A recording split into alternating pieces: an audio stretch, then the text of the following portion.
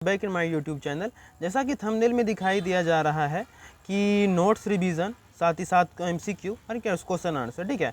तो इस वीडियो में हम क्या करने वाले हैं, सॉल्यूशन चैप्टर का पूर्ण रूप से कंप्लीट रिवीजन करेंगे, साथ ही साथ नोट्स के साथ साथ रिवीजन करेंगे एंड उससे जो हमारा क्वेश्चन पूछा जा रहा है वो भी करेंगे, ठीक है। एंड एमसीक्यू को भी देखते हुए चलेंगे। एंड मैं आपको बता दूं कि ये वीडियो आपके लिए एक मास्टरमाइंड मतलब मास्टर वीडियो होने वाला है, जिसमें आपका सॉल्यूशन तो कंप्लीट होगा ही एंड प्रैक्टिस भी हो जाएगा, ठीक है। कि आप कितना जानते हो, नहीं जानते हो, या फिर कौन सा क्वेश्चन आपसे छूट सकता है, या फिर कौन सा क्वेश्चन आपने नहीं पढ़ा, ये सब, ठीक है। तो मैं आपको लेके चलता हूँ कि क्या हमारा एमसीक्यू का रहने वाला है, क्या हमारा क्वेश्चन आंसर का रहने वाला है, ठीक है। तो ये हमारा लॉन्ग क्वेश्चन रहने वाला है, राउल्ट का नियम क्या है, आदर्श विलयन, इसी तरह का जो हमारा बहुत ही इंपॉर्टेंट क्या है क्वेश्चन है। मैं आपको दिखा दूं, ये हमारा 5 नंबर का लॉन्ग क्वेश्चन है, ठीक है। और ये जो देख रहे हैं स्क्रीन पे, ये हमारा 2 नंबर का क्वेश्चन है, 2 मार्क्स का जो पूछा जाता है वो सारा क्वेश्चन, ठीक है। यानी कि मैं आपको बता दूं हम क्या करने वाले हैं, पूरा एक साइड से मतलब कि रिवीजन भी करेंगे एंड क्वेश्चन आंसर भी क्या करेंगे, कंप्लीट करेंगे। यहाँ पे क्या है, 50 मतलब समझ लीजिए कि इंपॉर्टेंट क्वेश्चन है एंड 30 क्वेश्चन जो है कि शॉर्ट क्वेश्चन है और 20 क्वेश्चन क्या है हमारा लॉन्ग क्वेश्चन रहने वाला है। और इस तरह हमारा क्या है 50 से 60 एमसीक्यू रहने वाला है। समझ में आ गया? तो फटाफट बिना किसी देरी का वीडियो स्टार्ट करते हैं एंड रिवीजन के साथ साथ प्रैक्टिस करते हैं, ठीक। तो स्टार्ट करते हैं फटाफट, ठीक है। बिलियन हमारा स्टार्ट हो जाता है। क्वेश्चन हमसे पूछा जाता है कि बिलियन क्या है, कितने प्रकार के होते हैं, समांगी बिलियन क्या है, विषमांगी बिलियन क्या है। तो ये हमारा जो पेज है इसमें सारा क्वेश्चन है, ठीक है। बिलियन क्या है, विलय क्या है, विलायक क्या है, और विषमांगी क्या है, समांगी क्या है, ठीक है। तो फटाफट धीरे धीरे सब चीज़ को अच्छे से समझते हैं और फटाफट आगे बढ़ते हैं, ठीक है। तो दो या दो से अधिक पदार्थ के समांगी मिश्रण को क्या बोला जाता है, बिलियन बोला जाता है, ठीक है। बिलियन का ये हमारा परिभाषा है। बिलियन वह समांगी मिश्रण है जिसमें विलय तथा विलायक समान रूप से क्या होते हैं, मिश्रित होते हैं। समांगी मिश्रण में आपको बता दूं, समांगी मिश्रण का मतलब यही होता है कि समान रूप से मिला होना, है कि नहीं, क्या होना, समान रूप से क्या होना, मिला होना, ठीक है। तो यही है। जैसे कि देख लो एग्जाम्पल में, तो पानी और चीनी या फिर नमक या फिर पानी, ठीक है। अब इसको हम मिलाएंगे ना, जैसे इसको हम मिलाएंगे, चीनी और पानी को मिलाएंगे तो क्या होगा, और नमक और पानी को मिलाएंगे तो क्या होगा, पूर्ण रूप से क्या होगा, मिल जाएगा, ठीक है। आप नीचे से टेस्ट कीजिए या फिर ऊपर से टेस्ट कीजिए तो स्वाद उतना ही आता है। इसे ही क्या बोला जाता है, समांगी मिश्रण बोला जाता है। यानी मतलब कि समान रूप से मिला होना, नीचे ऊपर दोनों समान रूप से मिला होना, ठीक है, और समान रूप से दिखाई भी देना, ठीक है। जैसे कि देखिए, एंड हमारा क्वेश्चन आता है कि विलय क्या है। तो किसी भी बिलियन में जो कि कम मात्रा में उपस्थित होता है, जैसे कि ये हमारा बिलियन है, पानी भरा हुआ है और चीनी क्या है, बहुत ही कम मात्रा में है, ठीक है। चीनी क्या है, बहुत ही कम मात्रा में है, ठीक है, ठीक है। तो ये हमारा जो कम मात्रा में है ना, तो इसी को क्या बोला जाता है, विलय, ठीक है। और जो ज्यादा मात्रा में है उसे क्या बोला जाता है, विलायक, ठीक है। उदाहरण में देखिए, जैसे कि उदाहरण में दिया गया है चीनी और नमक और चीनी का मिश्रण कीजिएगा तो नमक बहुत ही कम मात्रा में होता है और पानी क्या ज़्यादा मात्रा में होता है। वहीं अगर विलायक का क्वेश्चन पूछा जाए, विलायक क्या है, तो जो पदार्थ अधिक मात्रा में उपस्थित होता है और दूसरे को क्या करता है, घुलाता है अपने में, उसे क्या बोला जाता है, विलायक। जैसे कि एग्जाम्पल में पानी, ठीक है। अब देखिए समांगी मिश्रण क्या है। समांगी मिश्रण ऐसा मिश्रण जो समान अवयव ऐसा मिश्रण जिसमें सभी अवयव क्या हो, समान रूप से क्या होते हैं, मिले होते हैं, यानी मिश्रित होते हैं, ठीक है। पूरा मिश्रण एक जैसा दिखाई देता है, क्या बोलते हैं, समांगी मिश्रण बोलते हैं।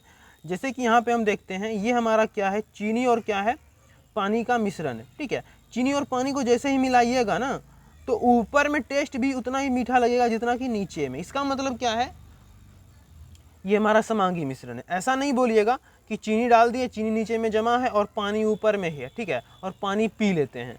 चीनी नीचे वाला पीते हैं तो ज़्यादा मीठा लगता है, ऊपर वाला पीते हैं तो कम मीठा लगता है। मतलब कि हमें क्या करना है, अच्छे से मिश्रित करना है, अच्छे से मिश्रित करने के बाद टेस्ट करना है। बात समझ में आ रहा है ना। और वहीं पे देखिए तेल और पानी, ठीक है, विषमांगी मिश्रण का उदाहरण है। ऐसा मिश्रण जिसमें अवयव समान रूप से क्या होते हैं, मिश्रित ना होते हैं, अलग अलग दिखाई देते हैं, क्या कहलाते हैं, विषमांगी मिश्रण। जैसे कि तेल और पानी को अगर मिलाइएगा ना तो तेल क्या होता है ऊपर में तैरने लगता है और पानी नीचे बैठ जाता है, ठीक है कि नहीं। तो यानी क्या ऊपर और नीचे क्या दोनों समान रूप से मिश्रित नहीं है, इसे क्या बोला जाता है विषमांगी मिश्रण। समझ में आ रहा है कि नहीं। अगर आप एक चम्मच ऊपर से निकालिएगा तो सिर्फ तेल निकलेगा और नीचे से निकालिएगा तो पानी निकलेगा, है कि नहीं। तो इसे क्या बोला जाता है विषमांगी मिश्रण, यानी समान रूप से नहीं मिला होना, ठीक है। और नेक्स्ट हमारा है सांद्रता। अब बोलिए कि किसी भी बिलियन में, ठीक है, किसी भी बिलियन में जो हमारा क्या है विलय है, ठीक है, विलय की मात्रा, इसे ही क्या बोला जाता है सांद्रता बोला जाता है।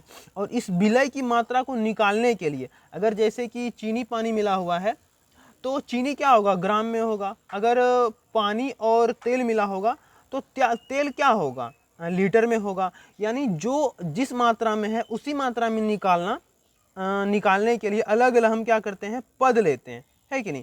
जैसे W/W, W/V, भी और मोलरता, फॉर्मलता, नॉर्मलता, ये सब क्या है विलय को निकालने के लिए अलग अलग पद। तो इसे ही क्या बोला जाता है सांद्रता पद बोला जाता है, क्योंकि डिफिनेशन में साफ सुथरा दिया गया है कि किसी भी बिलियन में उपस्थित विलय की मात्रा को ही क्या बोला जाता है सांद्रता बोला जाता है। अगर अधिक विलय होगा, यहाँ पे दिया है साफ सुथरा कि यदि अधिक विलय होगा तो क्या होगा सांद्रता भी क्या होगी अधिक होगी, है कि नहीं।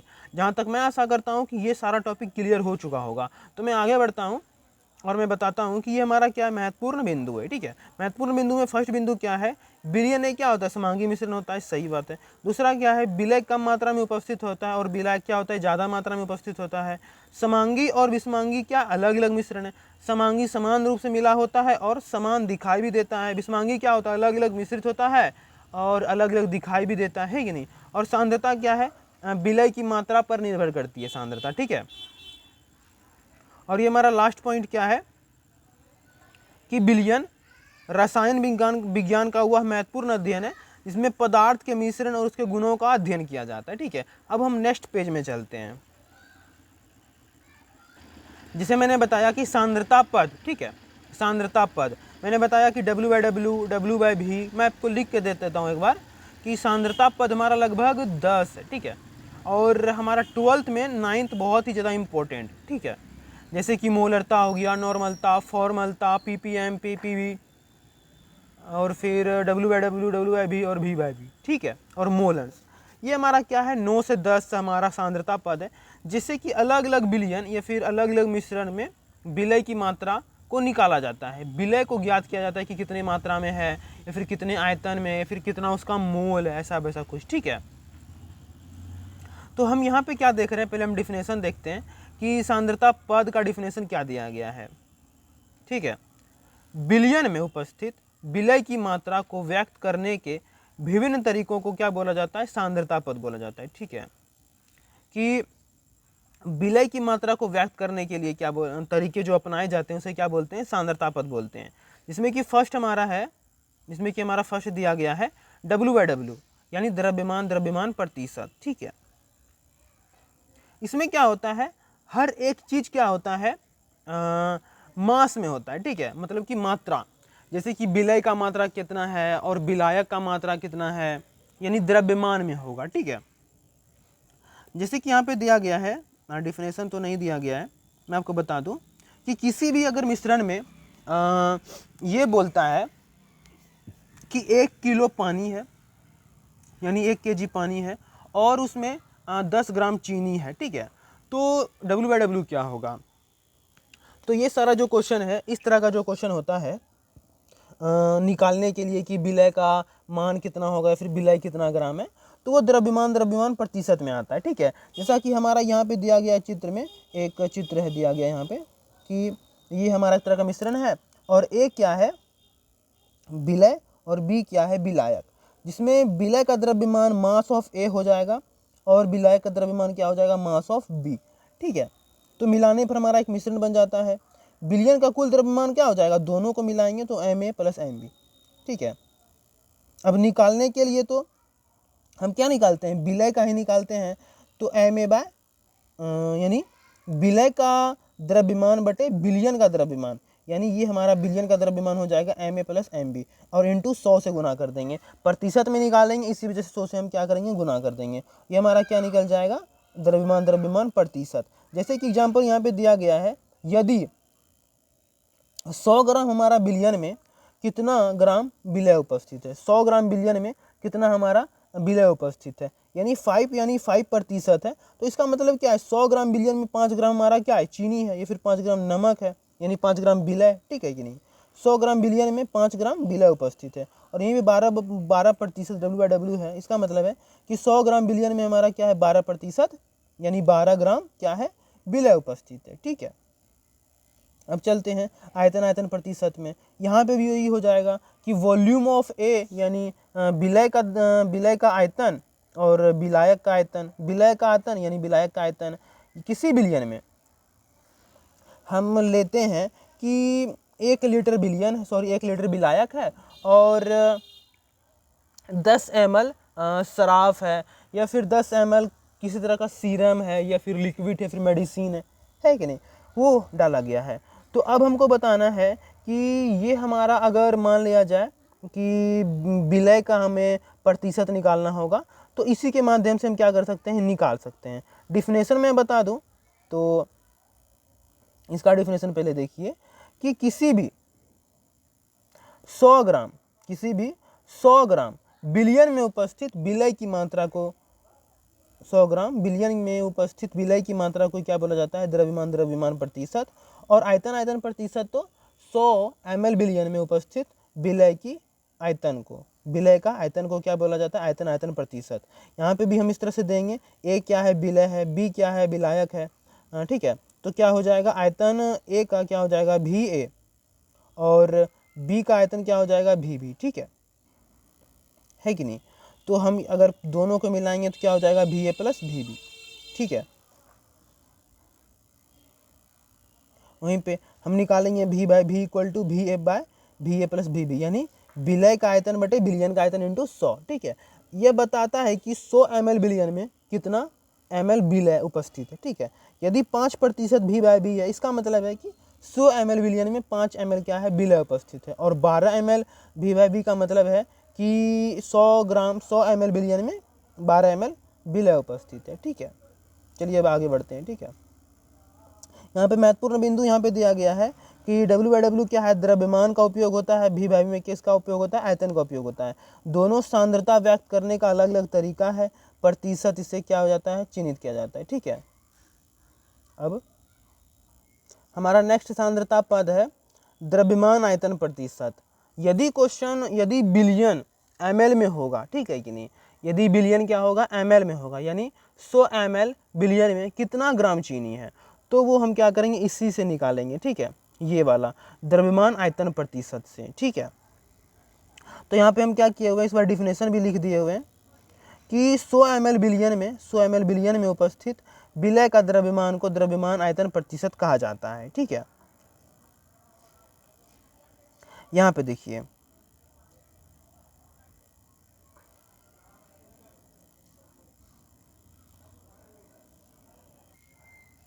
तो यहाँ पे देखते हैं हम क्या है, ए विलय है, बी विलायक है, तो विलय क्या हो जाएगा, द्रव्यमान में हो जाएगा, और विलयन क्या हो जाएगा, आयतन में हो जाएगा, यानी W और V, ठीक है। तो दोनों को क्या करते हैं, चूंकि हमारा क्या होगा, हमेशा विलयन किस में होगा, V में होगा, यानी आयतन में होगा, तो V नीचे जाएगा, और द्रव्यमान यानी विलय का द्रव्यमान, विलय क्या है हमारा, द्रव्यमान में आएगा तो W ऊपर आएगा, ठीक है, यानी विलय का द्रव्यमान बटे बिलियन का आयतन इंटू 100, ठीक है। तो ये हमारा क्या हो जाता है, W/V का फॉर्मूला, ठीक है। उदाहरण देखते हैं, 5% W/V इक्वल टू क्या हो जाएगा, 100 ml बिलियन में 5 ग्राम क्या है, विलय उपस्थित है, और 10 ग्राम W/V में क्या है, 100 ml बिलियन में क्या है, 10 ग्राम विलय उपस्थित है, ठीक है। अब क्या चलते हैं, नेक्स्ट चलते हैं पॉइंट पे। हमारा नेक्स्ट टॉपिक आता है पार्ट्स पर मिलियन, ठीक है। पार्ट्स पर मिलियन यानी ppm और ppb, ठीक है। यानी 1 मिलियन बिलियन में कितना विलय का मात्रा उपस्थित है, और 1 बिलियन में कितना विलय का मात्रा उपस्थित है, ठीक है, इसको निकाला जाता है। मतलब यूँ मैं कहूँ कि बहुत ही ज़्यादा पानी है, उसमें जो मान लीजिए कि थोड़ा बहुत अशुद्धि है, तो उस अशुद्धि को निकालने के लिए हम ppm एंड ppb का क्या करते हैं, हेल्प लेते हैं, ठीक है। जैसे कि 10 लाख भाग बिलियन में उपस्थित विलय की भाग की संख्या को ppm कहते हैं, है कि नहीं। बहुत ही ज़्यादा पानी में जो विलय का भाग उपस्थित है उसे क्या कहते हैं, ppm कहते हैं। जब किसी बिलियन में विलय की मात्रा बहुत ही कम होती है तब सांद्रता को ppm में व्यक्त करते हैं। इसका उपयोग जल प्रदूषण एवं वायु प्रदूषण मापने के लिए किया जाता है, ठीक है। विलय का भाग को हमको ऊपर में रखना है और बिलियन के कुल भाग को क्या करना है, नीचे रखना है और 10⁻6 से गुना करना है। 10⁻6 से इसीलिए गुना करना है क्योंकि 10⁻6 इक्वल टू क्या होता है, 1 मिलियन, ठीक है। चलिए यहाँ पे दिया गया है, यदि 10 लाख भाग पानी में 2 भाग अशुद्धि उपस्थित हो तो क्या होते हैं, 2 ppm, ठीक है। यानी 1 मिलियन भाग पानी में 2 भाग अशुद्धि उपस्थित हो तो उसे निकालने के लिए हम ppm का उपयोग करते हैं, यानी 2 ppm, ठीक है। चलिए देखिए उसी तरह से हमने लिखा हुआ है कि ppm है ना, यहाँ पे ppm और ppb, ठीक है। तो यहाँ पे साफ सुथरा दिया गया है कि बहुत ही ज़्यादा 10 लाख भाग क्षेत्र में उपस्थित अगर गंदगी है तो हम क्या करते हैं, ppm का उपयोग करते हैं। और मतलब कि 1 बिलियन में उपस्थित अगर कोई गंदगी है तो उसे निकालने के लिए हम क्या करते हैं, ppb का उपयोग करते हैं, ठीक है। तो उसी तरह से होगा, जिस तरह से हमने ppm को एक्सप्लेन किया उसी तरह से सेम टू सेम ppb का हो जाएगा कि ppb इक्वल टू क्या हो जाएगा, विलय का भाग बटे बिलियन का भाग 10 गुना 10⁻9, ठीक है। और यहाँ पे देखिए कुछ इंपॉर्टेंट पॉइंट, ठीक है। पेयजल की अशुद्धियाँ जांचने के लिए किससे कैसे हम उपयोग करते हैं, पेयजल की अशुद्धियाँ जांचने के लिए, वायु प्रदूषण मापने के लिए, नदी एवं झील में जल विश्लेषण में, औद्योगिक, इसी तरह से हम क्या करते हैं, इन सभी चीज़ों में हम क्या करते हैं, इनका उपयोग करते हैं, ठीक है। अब हमारा नेक्स्ट आता है मोलरता और मोललता क्या है, ठीक है। हमने क्या क्या पढ़ा, W/W, V/V और W/V पढ़ा और ppm पढ़ा, ppb पढ़ा, ठीक है। अब क्या पढ़ने वाले हैं, मोलरता और मोललता, ठीक है। दोनों का लगभग लैंग्वेज क्या है, सेम है, बट क्या है, बहुत ही ज़्यादा डिफरेंस है, ठीक है। इसे मोलरता को बड़ी एम से सूचित करते हैं, मोललता को छोटी एम से सूचित करते हैं, है कि नहीं। तो इसको क्या करते हैं, एक एक कर करके अच्छे से क्या करते हैं, देखते हैं, ठीक है। लिए मोलरता परिभाषा देखिए, 1 लीटर बिलियन में उपस्थित, क्या करना है, 1 लीटर बिलियन में उपस्थित विलय के मोलों की संख्या को क्या कहते हैं, मोलरता कहते हैं, ठीक है। जैसे कि हमारा अगर 1 लीटर बिलियन है तो उसमें जो है कि कितना विलय का मोल, ठीक है, विलय का कितना मोल है तो उसे क्या बोला जाता है, मोलरता, ठीक है। अब आप लोग पूछेंगे कि मोललता क्या, विलय का मोल क्या है, इसको कैसे निकाला जाता है, तो हम इसको देखने वाले हैं, विलय का मोल क्या है, इसको कैसे निकाला जाता है, ठीक है। उससे पहले क्या करते हैं, हम देख लेते हैं बहुत ही कुछ, ठीक है। पहले पूरा पढ़ लेते हैं, सब कुछ देख लेते हैं, फिर हम क्या करेंगे, मोलों की संख्या को कैसे निकाला जाता है उसके बारे में, ठीक है। तो शुरू से अंत तक हम नोट्स के अकॉर्डिंग पढ़ते चलते हैं, नहीं तो कन्फ्यूजन हो सकता है, ठीक है। तो जैसे कि हमने क्या पढ़ा कि 1 लीटर बिलियन में उपस्थित विलय की मोलों की संख्या को क्या कहते हैं, मोलरता कहते हैं। विलय देखिए, जो घुला हुआ पदार्थ है उसे क्या बोलते हैं, विलय बोलते हैं, और जो घुलाता है, ठीक है, उसे क्या बोलते हैं, जो घुलाता है उसे क्या बोलते हैं, विलायक बोलते हैं। और दोनों के मिश्रण को क्या बोलते हैं, दोनों के मिश्रण यानी विलय और विलायक के मिश्रण को क्या बोलते हैं, विलयन बोलते हैं, ठीक है। देखिए मोलरता बताती है कि 1 लीटर बिलियन में कितने मोल विलय उपस्थित है, ठीक है, विलय का कितना मोल उपस्थित है, ठीक है। और यहाँ पे हमारा मोलरता का फॉर्मूला होगा, विलय की मोलों की संख्या बटे बिलियन का आयतन, किसमें, लीटर में। देखिए बिलियन का आयतन क्या होना चाहिए, लीटर में होना चाहिए, ठीक है। तो बड़ी m इक्वल टू क्या हो जाएगा, n/v हो जाएगा, है कि नहीं, क्या हो जाएगा, बड़ी m इक्वल टू n/v, यानी विलय की मोलों की संख्या बटे बिलियन का आयतन, ठीक है। अब देखते हैं एन हमारा क्या है, विलय की मोलों की संख्या है, और भी क्या है, बिलियन का आयतन है लीटर में। ठीक है। अब देखते हैं हमें अब क्या निकालना है, एन निकालना है, यानी विलय का मोल निकालना है। विलय का मोल का फॉर्मूला क्या है उसको देखते हैं। तो यहाँ पे देखिए विलय का मोलों का फॉर्मूला क्या होता है, बिलियन का द्रव्यमान, यानी क्वेश्चन में दिया रहता है कि 10 ग्राम हमारा क्या है, विलय है। ठीक है। तो विलय का द्रव्यमान और विलय का मोलर द्रव्यमान, यानी जैसे कि मान लिया जाए कि किसी भी बिलियन में 10 ग्राम हमारा क्या है, एल्कोहल मिश्रित है, तो हमारा 10 ग्राम क्या हो गया, विलय का द्रव्यमान। ठीक है। और एल्कोहल है तो एल्कोहल का फॉर्मूला निकालेंगे, यानी मोलर द्रव्यमान, तो उसको क्या करेंगे, डिवाइड कर देंगे, तो ये हमारा क्या निकलेगा, विलय का मोल निकलेगा। ठीक है।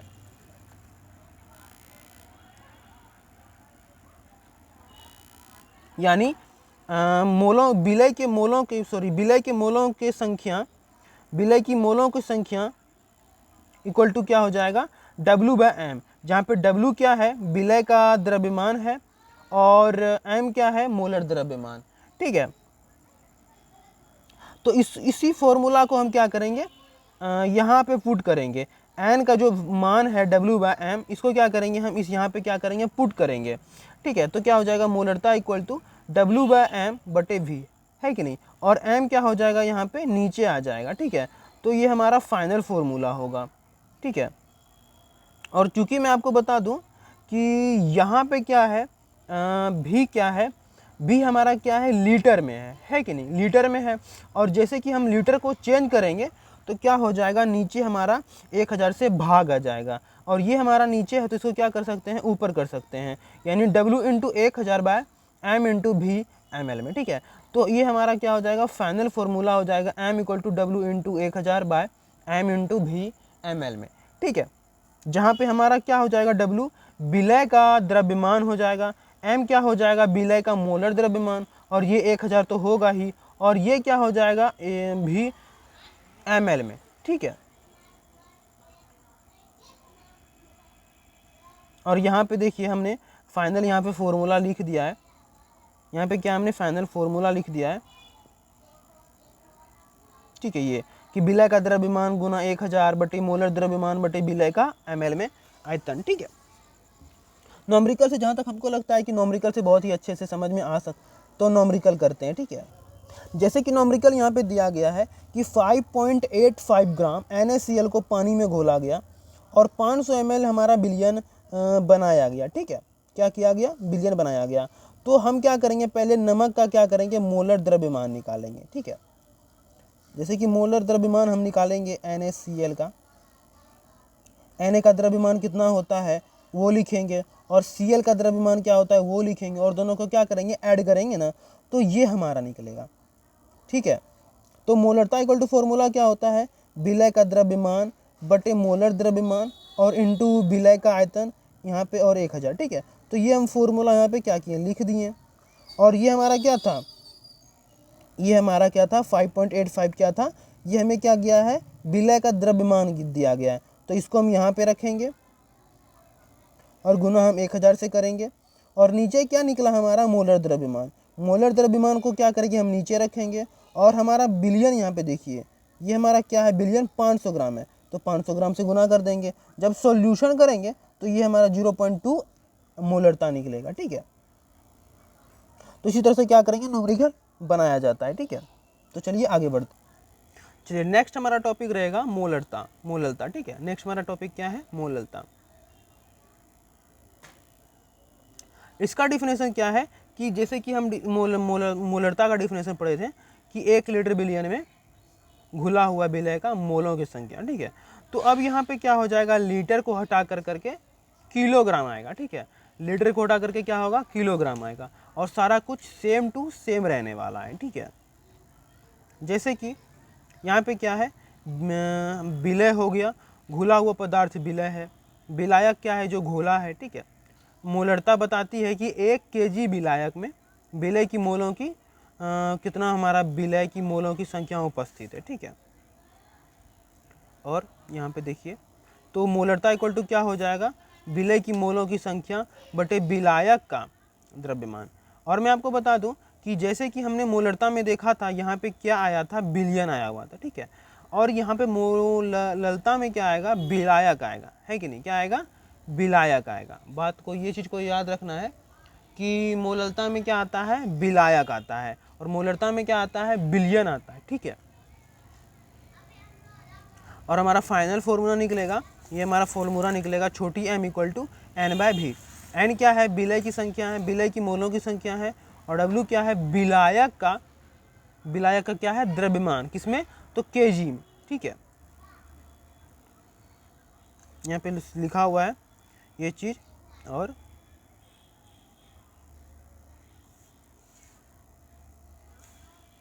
विलय का मोल इक्वल टू विलय का द्रव्यमान, विलय का हमने सॉरी वहाँ पे मोल हमने बता दिया था, विलय का द्रव्यमान बटे मोलर द्रव्यमान, ठीक है। और यहाँ पे हमारा n इक्वल टू हो जाएगा W बाय m, जहाँ पे W2 क्या है, विलय का द्रव्यमान है, और m क्या है, मोलर द्रव्यमान, जो हमारा किलो प्रति मोल आएगा, और ये आएगा ग्राम में, ठीक है।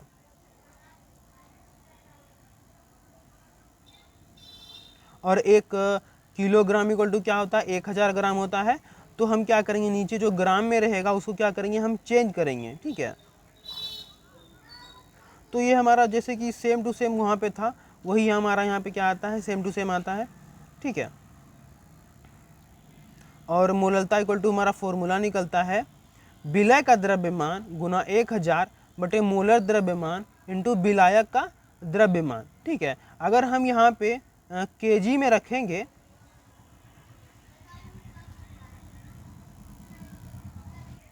देखिए, यदि हम क्या करेंगे, विलायक को क्या करेंगे, केजी में रखेंगे ना, तो यहाँ पे 1000 नहीं होगा। वहीं पे अगर हम यहाँ पे क्या किए हैं, ग्राम किए हुए हैं, तो यहाँ पे हम केजी में 1000 से गुना किए हैं, ठीक है।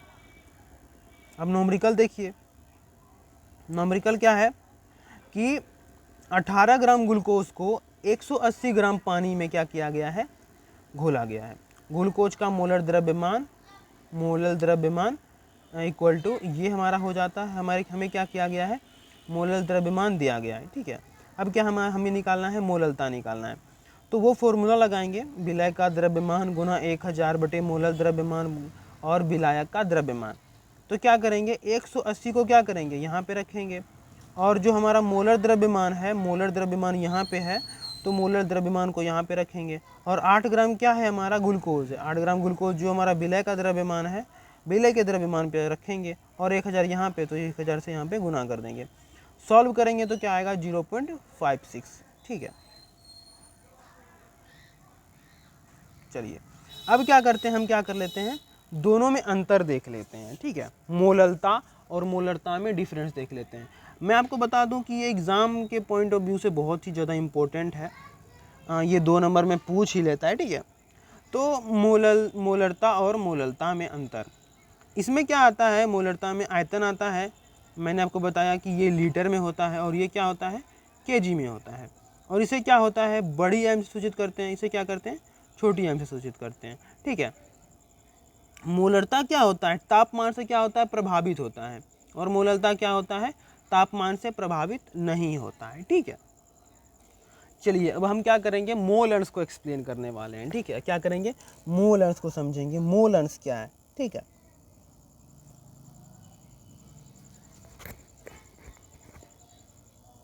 देखिए इसमें मैं आपको बताऊं तो जैसे कि मान लीजिए ये हमारा क्या है, बिलियन है, ठीक है, और ये हमारा क्या है, विलायक है, और दूसरा हम लेते हैं, ये हमारा क्या है, विलय है, ठीक है। तो ये हमारा विलय का भी मोल होगा ए, और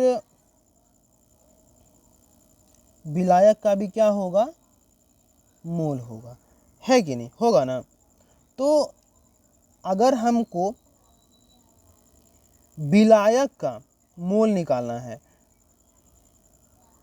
बिलियन में कितना उपस्थित है, तो कैसे निकालेंगे, यदि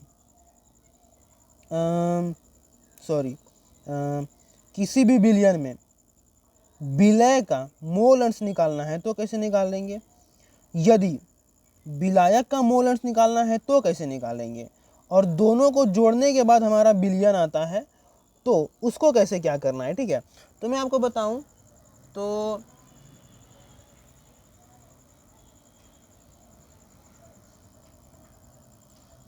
देखिए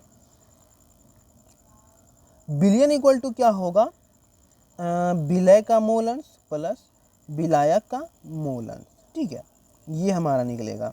और विलय का मोल अंश क्या है, विलय का मोल अंश Na है और विलायक का मोल अंश क्या है, Nb है। ठीक है, तो किसी एक का मोल अंश निकालने के लिए जैसे कि XA इक्वल टू क्या हो जाएगा, Na, ये हमारा क्या है, विलय का मोल अंश है, और टोटल क्या हो जाएगा, Na प्लस Nb। ठीक है, अगर इसका डिफिनेशन मैं आपको बताऊं तो किसी विलयन में उपस्थित किसी एक घटक का मोल अंश बटे विलयन का मोल अंश के अनुपात को ही क्या बोला जाता है, मोल अंश। समझे, किसी एक घटक का मोल अंश बटे विलयन का मोल अंश के अनुपात को क्या बोला जाता है, मोल अंश। ठीक है, देखिए यहाँ पर डिफिनेशन क्या दिया हुआ है,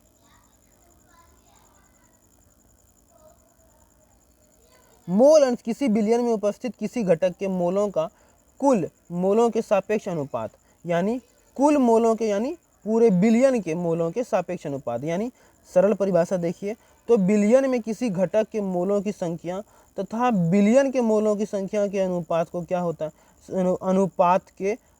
अनुपात को उस घटक का मोल अंश कहा जाता है। ठीक है, जहाँ तक मेरे को लगता है कि डिफिनेशन थोड़ा बहुत समझ में आ गया होगा, लेकिन अब क्या करते हैं, थोड़ा सा अच्छे से एक्सप्लेन करते हैं। ठीक है, पूरा डिटेल में। जैसे कि हमारा यहाँ पे क्या है, एक विलयन है, क्या है, एक विलयन है। ठीक है, जो हमारा पीला वाला है वो क्या है, विलय का कण है, और जो हमारा ब्लू वाला है वो क्या है, विलायक का कण है। ठीक है, हमारा एक क्या है, विलय है, बी है विलायक, और ए का मोल अंश Na, बी का मोल अंश Nb। ठीक है, तो विलयन का मोल अंश क्या हो जाएगा, Na प्लस Nb हो जाएगा, है कि नहीं, हो जाएगा। मोल अंश किसी एक घटक और बटे विलयन के मोल अंश के अनुपात, तो विलयन के क्या है, विलयन के मतलब मोल अंश के अनुपात को क्या बोला जाता है, मोल अंश बोला जाता है। यानी अगर हम विलय का मोल अंश निकालेंगे तो विलय का मोल बटे टोटल मोल, और बी का निकालेंगे यानी विलायक का मोल अंश निकालेंगे तो विलय का मोल बटे टोटल का मोल। ठीक है, ये इस तरह से निकाला जाता है। और दोनों को हम क्या करेंगे, जोड़ेंगे तो क्या होगा, एक के बराबर हो जाएगा, है कि नहीं, क्योंकि दोनों का लघुत्तम इतना ही आएगा और ये दोनों को जोड़ेंगे तो इतना ही पूरेगा, और दोनों से ऊपर नीचे क्या हो जाएगा, कट जाएगा। ठीक है, ये हो जाता है। ठीक है, चलिए कुछ इम्पोर्टेंट चीज़ देख लीजिए कि मोलों की कोई इकाई नहीं होती है। मोलों की क्या होती है, सॉरी, मोल अंश का क्या होता है, इकाई नहीं हो जाता है, क्योंकि ऊपर में भी मोल है और नीचे में भी क्या है, मोल है, तो क्या हो जाएगा, कट जाएगा ऊपर नीचे। ठीक है, जब इकाई ही नहीं होता है तो बीमा भी नहीं होगा, और ये सदैव क्या होते हैं, 0 और 1 के बीच होते हैं।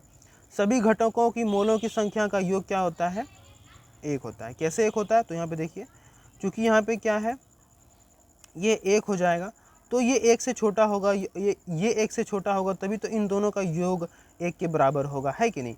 तो किसी का भी मोल अंश क्या होता है, वो 1 से छोटा ही होता है, यानी 0 से 1 के बीच ही होता है। ठीक है, अगर अब कोई बोलेगा कि विलयन का, तो क्या हो जाएगा, वो 1 हो जाएगा, है कि नहीं। और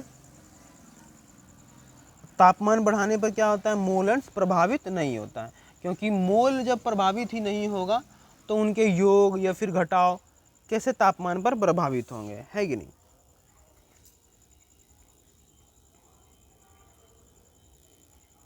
और ये छोटा सा न्यूमेरिकल है, यदि x इक्वल टू 0.25, तो इसका अर्थ है कि कुल मोल का 25% क्या है, भाग विलय है। यदि एक्स बी इक्वल टू 0.75 तो इसका अर्थ है कि कुल मोल यानी बिलियन के मोलों में 75% क्या है, बी का भाग है कि नहीं।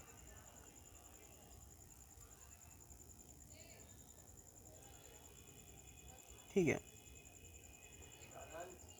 चलिए तो ये हमारा क्या हो जाता है, मोल क्लियर हो जाता है और आगे बढ़ते हैं। ठीक है, एक और टॉपिक बताना था कि बिलियन कितने प्रकार के होते हैं। ठीक है, तो बिलियन को अलग अलग आधारों पर बांटा गया है। घोलीयता के आधार पर बांटा गया है, अवयवों की संख्या के आधार पर बांटा गया है, कणों की संख्या के आधार पर बांटा गया है, और राउल्ट के नियम के आधार पर बांटा गया है, और फिर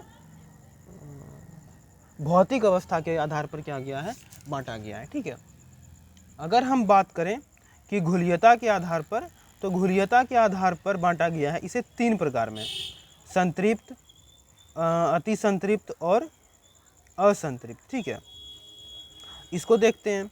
और जब भौतिक अवस्था की बात करें तो भौतिक अवस्था में क्या, भौतिक अवस्था के आधार पर हम बात करें तो ठोस, द्रव्य, गैस के रूप में इसे 9 प्रकार में बांटा गया है। ठीक है, देखिए ठोस ठोस ठोस, द्रव्य द्रव्य, गैस, इस तरह से।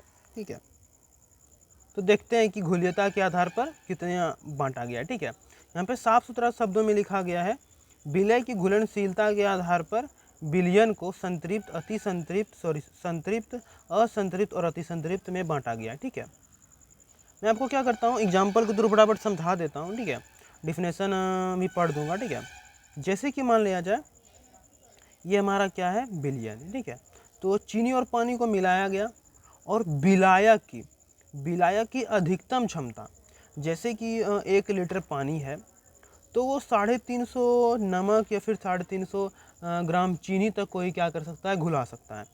तो 1 लीटर पानी में हम 350 ग्राम चीनी या पानी को क्या किए हैं, मिला दिए हैं।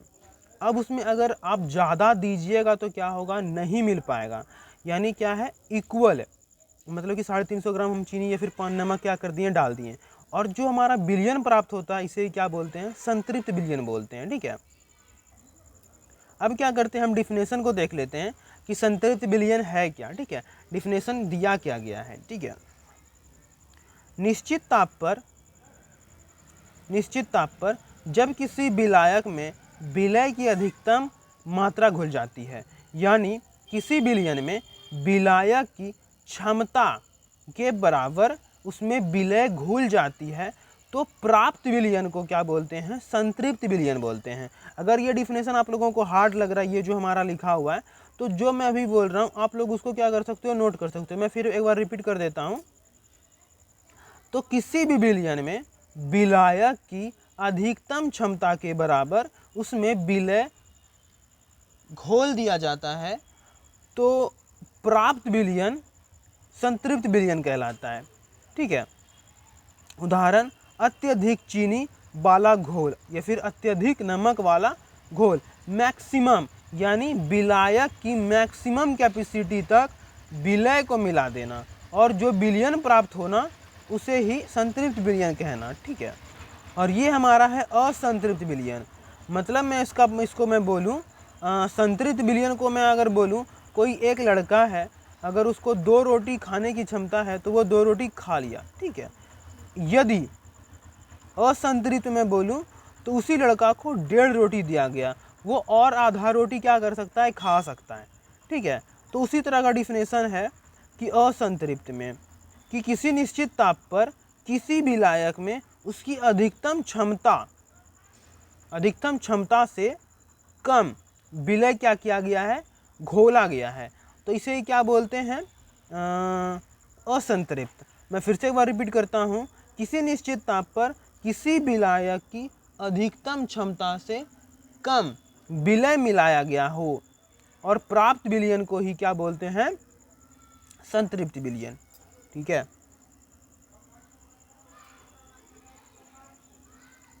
जैसे कि सामान्य चीनी का घोल या फिर हल्के नमक का घोल। ठीक है,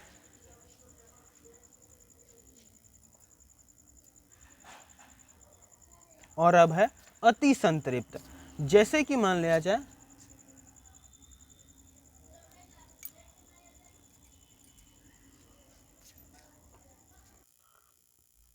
मैं बता रहा था अति संतृप्त, ठीक है।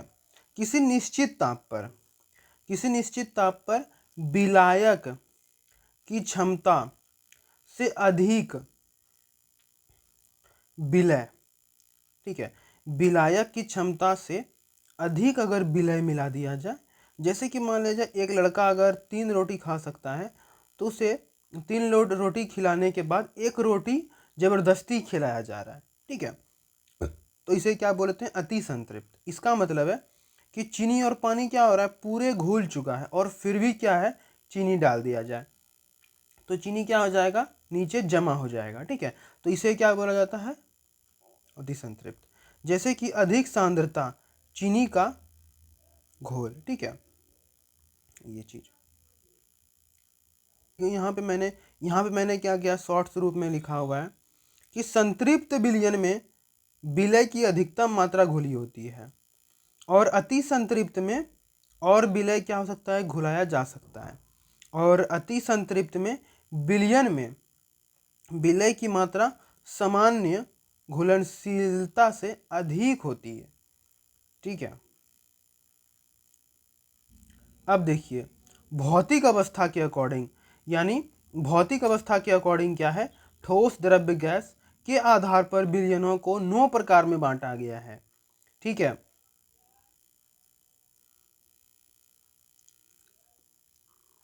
जैसे कि यदि विलय ठोस हो, और विलायक क्या हो, ठोस हो, द्रव्य हो, गैस हो। जैसे कि पीतल में पीतल बनाया गया है तांबा और जस्ता मिला करके, ठीक है, जस्ता और तांबा को क्या किया है, मिलाया गया है, यानी ठोस में क्या गया है, ठोस को मिलाया गया है, तो इसको क्या बोलते हैं, ठोस में ठोस का विलयन, ठीक है। अब क्या है, द्रव्य में ठोस का विलयन, ठीक है। द्रव्य क्या है, पानी है, उसमें क्या है, नमक को मिलाया जाए तो क्या हमारा बन जाएगा, ठोस में द्रव्य का विलयन, यानी नमक का पानी में विलयन, ठीक है, नमक का किसमें विलयन, पानी का, ठीक है। और अब क्या है, ठोस में गैस का मिलना, ठीक है, ठोस का गैस में, यानी ठोस में गैस का विलयन। आयोडीन का वाष्प वायु में, ठीक है, आयोडीन का वाष्प वायु में मिलना, ठीक है। जैसे कि हमारा क्या है, ये एक तरह, तो ये इस तरह का हो जाएगा, ठीक है, जैसे कि आयोडीन वाष्प में वायु का मिला होना, ठीक है। तो मैं आपको बता दूं वन शॉट में कि समझ में आ रहा है कि नहीं, कि विलयन क्या हो सकता है, कुछ भी हो सकता है। जैसे कि ये हमारा क्या है, विलय ठोस रूप में तीनों, और उससे अगर द्रव्य का मिश्रण हो जाए, गैस का हो जाए और द्रव्य का हो जाए तो ये हमारा उस टाइप का बन जाता है, ठीक है। तो भौतिक अवस्था के अकॉर्डिंग क्या हो सकता है, 3 रूप में बांटा जा सकता है। अगर विलय ठोस हो, या फिर विलय गैस हो, या फिर विलय द्रव्य हो, तो इस तरह से क्या किया है, बांटा गया है, ठीक है, ये आप देख सकते हो, ठीक है। चलिए हम क्या करते हैं, आगे बढ़ते हैं। अब हमारा नेक्स्ट टॉपिक है विलयता। क्या है नेक्स्ट टॉपिक, विलयता, ठीक है। विलयता क्या होता है, ठीक है। जैसे किसी पदार्थ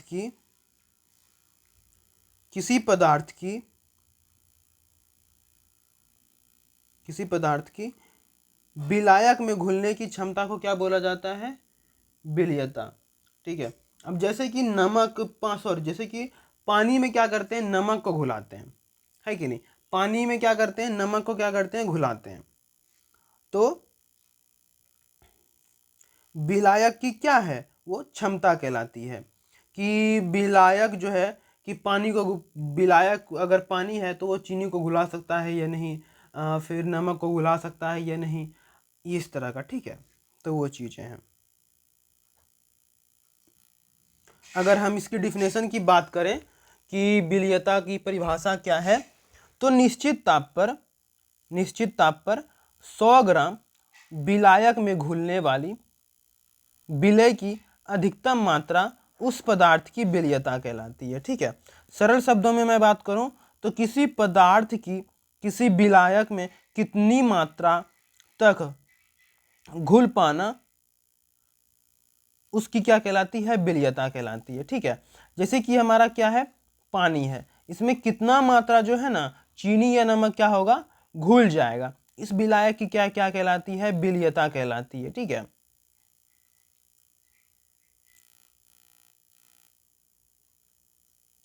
अब नेक्स्ट है, और क्या है, विलयता क्या है, किन किन चीजों पर डिपेंड करती है, किसी किसी चीजों पर क्या करती है, डिपेंड भी करती है। जैसे कि मैं आपको बताऊं कि ये 4 से 5 टॉपिक पर डिपेंड करती है।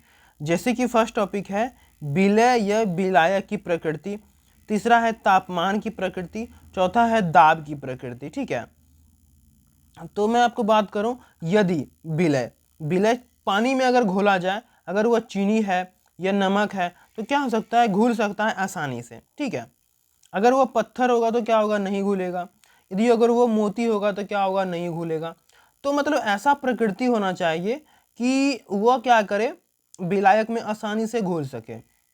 वहीं पे मैं अगर बात करूं विलायक की, तो वो भी क्या होना चाहिए, घुलाना होना चाहिए। ठीक है, अगर आप शहद में चीनी को घुलाइएगा तो वो नहीं घुलेगा, है कि नहीं। तो डिफिनेशन में अगर ये मैं लिखना चाहूँ तो क्या लिख सकता हूँ कि दोनों की प्रकृति समान होनी चाहिए। ठीक है, विलायक और विलय की प्रकृति क्या होनी चाहिए, समान होनी चाहिए। वहीं अगर तापमान की मैं अगर बात करूं, इसको थोड़ा सा अच्छे से समझना चाहिए, तापमान और दाब का। तो देखिए, इसको बनाते हैं और एक इधर बनाते हैं। ठीक है, एक बीकर इधर बनाते हैं। ठीक है, ये हमारा क्या है, पानी है, और ये भी क्या है, पानी। ठीक है, यहाँ पे क्या किए हम, कुछ भी नहीं किए हैं, और यहाँ पे क्या किए, जैसे कि मान लिया जाए चीनी डाले हैं, चीनी डाल दिए। ठीक है, चीनी डाल दिए, इसको मिला दिए, मिल गया, और जैसे ही हम आग जलाएंगे तो क्या होगा, और भी बहुत ही तेज़ी से क्या होगा, चीनी पिघल करके इसमें क्या हो जाएगा, मिल जाएगा। ठीक है, और यही हमारा यहाँ पे क्या है, पानी है, और हम क्या करेंगे, यहाँ पे हम गैस को इसमें क्या करेंगे, घुलाएंगे। ठीक है, बिना ताप का क्या होगा, घुलेगा, नहीं घुलेगा। टेम्परेचर डालेंगे, ताप जिसे आग जलाएंगे तो क्या होगा, ये पानी गर्म आएगा और गैस भी गर्म आएगा, तो ये क्या हो जाएगा, उड़ जाएगा, है कि नहीं। तो वही यहाँ पे हम क्या करेंगे, इसको हटा देंगे, और यहाँ पे एक मशीन ऐसा लगाएंगे जो क्या करेगा, गैस को क्या करेगा, कंप्रेसित करेगा, यानी प्रेशर लगाएगा, जिससे पानी में क्या हो सके, घुल सके। ठीक है, तो वही है, दो चीज डिपेंड करती है, क्या करती है, दो चीज डिपेंड करती है, दाब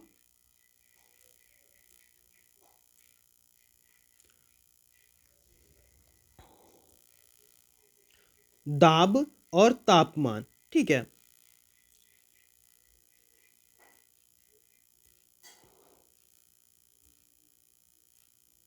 दाब और क्या करती है, तापमान डिपेंड करती है। किसी भी विलयन में गैस को घुलाने के लिए इंपॉर्टेंट होता है दाब।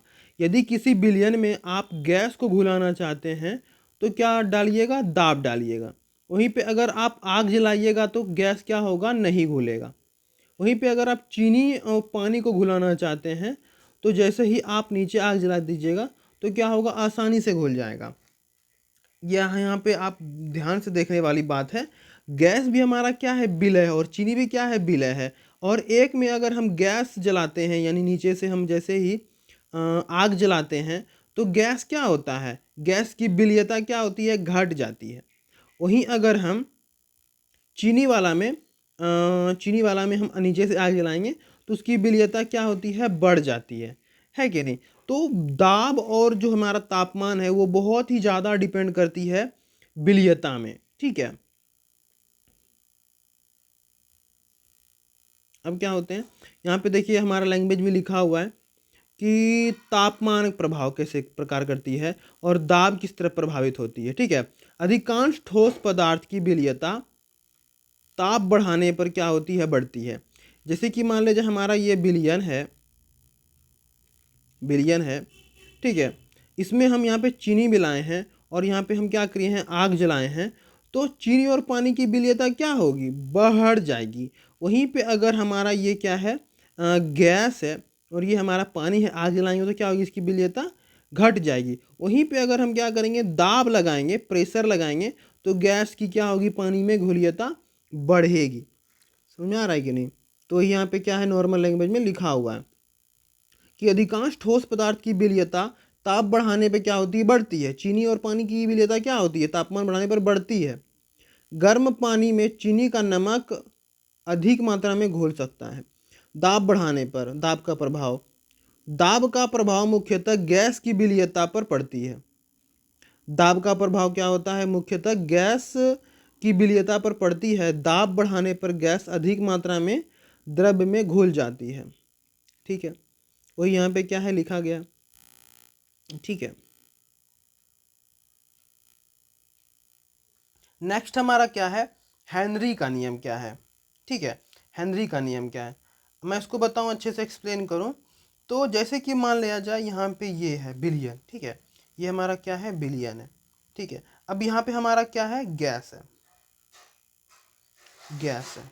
ठीक है, अब गैस को क्या करना है, बिलियन में क्या करना है, मिलाना है। तो किसे मिलाएंगे, ऐसे नहीं मिलेगा। तो हम क्या करेंगे, ऊपर से प्रेशर लगाएंगे, दाब लगाएंगे, तो क्या हो जाएगा, मिल जाएगा। ठीक है, तो वही यहाँ पे क्या है, डिपेंड करता है कि स्थिर ताप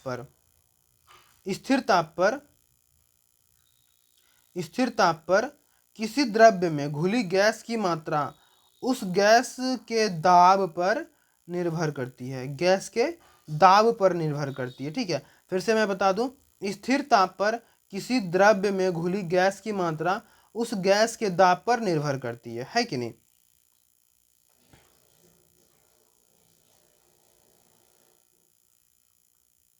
स्थिर ताप पर किसी द्रव्य में घुली हुई गैस का मोल अंश उस गैस के आंशिक दाब के समानुपाती होता है। यानी इसमें अगर हमारा जो गैस का मोल अंश है, गैस का क्या है, मोल अंश है, और गैस के दाब के क्या होता है, समानुपाती होता है। ठीक है, कि अगर ये हमारा नॉर्मली बिलियन है, ये हमारा पानी है, और उसमें क्या है, गैस घुला हुआ है। ठीक है, तो उसी गैस के द्वारा लगाया गया दाब और इसमें जो हमारा गैस का मोल अंश है, दोनों क्या होगा, समानुपाती होगा। ठीक है, यहाँ पे दिया गया है कि P किसके समानुपाती होता है, मोल अंश के समानुपाती होता है। और ये हमारा समानुपाती का चिन्ह हटेगा तो क्या होगा, KH आएगा। ठीक है, जहाँ पे KH क्या है, हेनरी कांस्टेंट है, गैस का है, आंशिक दाब है, X क्या है, बिलियन का मोल अंश है। ठीक है, ये हमारा ग्राफ अगर यहाँ पे समानुपाती है, इसका मतलब क्या हो जाएगा, ग्राफ में ये रेखा क्या होगी, सीधे जाएगी। ठीक है, और यहाँ पे क्या नॉर्मली व्याख्या लिखा हुआ है, क्या क्या लिखा हुआ है, समीकरण P इक्वल टू XX यह दर्शाता है कि गैस का आंशिक दाब गैस के मोल अंश के एक दूसरे के क्या होते हैं, सीधे समानुपाती होते हैं। यानी P क्या है, X के समानुपाती होता है। यदि P क्या होगा, इंक्रीज करेगा, तो हमारा मोल अंश भी क्या होगा, इंक्रीज करेगा। ठीक है, यदि pH क्या है, P क्या है, डिक्रीज करेगा, तो X भी क्या होगा, डिक्रीज करेगा। यानी P क्या है, समानुपाती X के। ठीक है,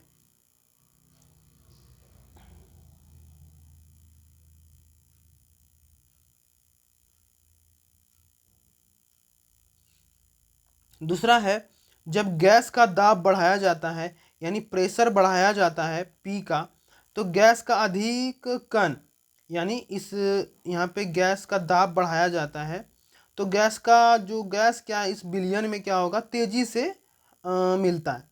ठीक है, वहीं पे यहाँ पे क्या लिखा हुआ है, फलस्वरूप बिलियन में गैस की मोल अंश बढ़ाया जाता है, तो उसी कारण उच्च दाब गैस का द्रव्य में अधिक मात्रा में घुल जाती है। ठीक है, और यहाँ पे क्या है, सब कुछ वही लिखा हुआ है। अब हमारा क्या है, एक सीमा है। ठीक है, क्या है, सीमा, कि यह नियम जो है ना केवल स्थिर ताप पर डिपेंड करती है। आप जानते हैं तापमान को क्या रखना होगा, स्थिर रखना होगा। ये नहीं कि अभी बढ़ा रहे हैं घटा रहे हैं, क्योंकि गैस है, गैस अगर गर्म होगा तो क्या हो जाएगा, उसकी विलीयता घट जाएगी, गैस क्या होगी, उड़ जाएगा। तो उस समय क्या होगा, हेनरी का नियम क्या होगा, पालन नहीं करेगा। ठीक है। दूसरा क्या है, उच्च दाब पर यह नियम क्या होता है, नहीं होता है। ठीक है। अभी टेम्परेचर थोड़ा सा है, मतलब दाब थोड़ा सा, बहुत ही ज़्यादा अगर दाब बढ़ा दीजिएगा उस टाइम पे भी क्या होगा, हेनरी का नियम पालन नहीं होगा। और तीसरा चीज़ भी, हाँ, तीसरा चीज़ क्या, कि वैसा भी हमको गैस नहीं लेना है जो क्या करे, विलयन से अभिक्रिया कर ले, जैसे कि CO2 और NaOH विलयन से क्या कर लेता है, अभिक्रिया कर लेता है। इसलिए हम ये दोनों क्या कर सकते हैं, नहीं ले सकते हैं। ठीक है। और हमारा नेक्स्ट टॉपिक आता है राउल्ट का नियम। ठीक है। नेक्स्ट टॉपिक क्या आता है, राउल्ट का नियम। मैं आपको तुम अच्छे से बताऊं तो राउल्ट का नियम में क्या है और कैसे, किस तरह से, कहाँ पे, कैसे, क्या क्या होता है। तो यहाँ पे क्या होगा, एक, जैसे कि हम यहाँ पे एक विकर्ण लेंगे, ये विकर्ण है और ये हमारा नॉर्मल विकर्ण है। ठीक है। ये हमारा क्या है,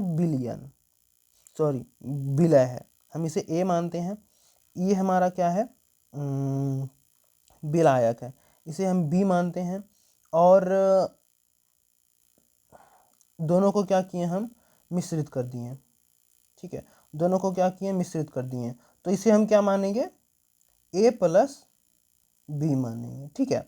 इसको हम अगर इसका विलय का मोलंश अगर मोल Na होगा, XA होगा मोलंश, और प्रेशर क्या होगा, PA होगा। उसी तरह इसका भी होगा, उसी तरह इसका भी होगा, टोटल होगा, है कि नहीं। ठीक है। यहाँ पे मैं आपको दिखाऊं तो यहाँ पे लिखा गया, जैसे कि हम यहाँ पे क्या हुआ है, यहाँ पे ये A क्या है, विलय है, B क्या है, विलायक है, और A का मोल क्या है, Na है, B का मोल क्या है, Nb है। तो यहाँ पे XB क्या है, विलय का मोलंश, विलायक का मोलंश, और विलय का मोलंश X है। यहाँ पे Na/Na + Nb हमने बताया हुआ था मोलंश। ठीक है। और टोटल क्या हो जाएगा, 1 हो जाएगा। ठीक है। और विलय का प्रेशर Pa है, विलायक का प्रेशर Pb है। तो क्या होगा, टोटल कुल इक्वल टू क्या हो जाएगा, Pa + Pb, इतना सा हो जाएगा। इतना सा हमको क्या है, पता है। चलिए अब क्या करते हैं, हम आगे बढ़ते हैं। तो राउल्ट का नियम क्या है, हेनरी का नियम क्या था, कि हेनरी का नियम यही था कि जो हमारा क्या है, विलयन है, इसमें जो हमारा क्या होगा, गैस होगा, ये हमारा गैस होगा। गैस किसके पर डिपेंड करेगा, दाब पर, है कि नहीं, किस पे करेगा, दाब पर। दाब बढ़ाइएगा तो गैस हमारा विलयन में क्या होगा, घुलेगा उसी तरह से, यानी दाब के समानुपाती होगा X, होगा कि नहीं होगा। X हमारा क्या है, विलय का मोल अंश है कि नहीं, विलय का मोल अंश है, और विलय यहाँ पे क्या है, गैस है। तो राउल्ट के नियम में क्या कहा गया है, जब गैस इस तरह का कर सकता है, यानी गैस का दाब और विलयन में घुले हुए गैस के मोल अंश के समानुपाती हो सकता है, तो चीनी और पानी में ऐसा क्यों नहीं हो सकता है कि पानी में चीनी का मोल अंश लगाए गए दाब के समानुपाती होता है, ऐसा भी तो हो सकता है ना। तो राउल्ट ने वही किया। ठीक है। राउल्ट ने क्या कहा, किसी विलयन में उपस्थित किसी घटक के द्वारा लगाया गया वाष्प दाब उस विलयन में उपस्थित उसी घटक के मोल अंश के क्या होगा, समानुपाती होगा। ठीक है। यानी क्या, तो दिखाते हैं क्या, P समानुपाती X, और जब हम ये समानुपाती का चिन्ह हटाएंगे तो K आएगा। चूंकि वहां पे हेनरी का नियम था तो KH आता था, यहाँ पे नॉर्मल क्या होगा, K आएगा। ठीक है। जिन्होंने राउल्ट का नियम है। ठीक है। ये क्या है, राउल्ट का नियम है। ठीक है। अब क्या होगा, चूंकि राउल्ट ने क्या किया था, शुद्ध विलायक और विलय पर एक्सपेरिमेंट कर रहा था, तो यहाँ पे X = 1 हो जाएगा, और x k इक्वल टू 1 हो जाएगा और x इक्वल टू 1 हो जाएगा और p p नोट के इक्वल हो जाएगा। जब p नोट के इक्वल हो जाएगा, छोटा सा मैं लिखूं तो यहाँ पे रुकिए 2 मिनट।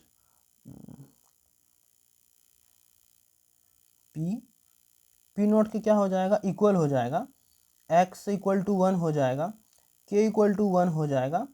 तो जब हमारा x इक्वल टू 1 है, x इक्वल टू 1 है और यहाँ पे sorry p equal to p naught है, p नोट है और यहाँ पे क्या है 1 है, तो 1 के स्थान पर हम x लिख सकते हैं ना। तो ये हमारा नॉर्मल हमारा नियम निकल जाता है, राउल्ट का नियम निकल जाता है। राउल्ट का नियम क्या निकलता है, p equal to p naught into x। ठीक है, ये हमारा क्या है, नॉर्मली है। ठीक है, अगर ये इस तरह का निकल सकता है तो हम तो बोल सकते हैं कि P A equal to P A naught into X लिख सकते हैं, P B equal to P B naught into X B, और टोटल कुल तो P A plus P B लिख सकते हैं कि नहीं लिख सकते हैं, लिख सकते हैं। तो वही यहाँ पे क्या किया है, राउल्ट ने किया हुआ है। ठीक है, यहाँ पे क्या किया हुआ है, देखिए यहाँ पे राउल्ट ने क्या कहा कि निश्चित ताप पर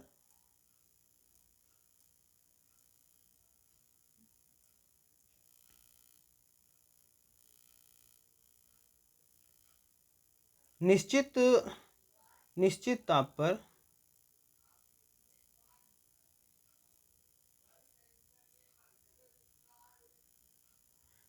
ताप पर किसी आदर्श विलयन में किसी घटक का आंशिक वाष्प दाब उस घटक के मोल अंश के क्या होगा, समानुपाती होगा। ठीक है, अब देखिए यहाँ पे क्या गया है, ए क्या है, विलय है, बी क्या है, विलायक है, ए का मोल अंश इक्वल टू एन है, बी का मोल अंश क्या है, एन बी है, और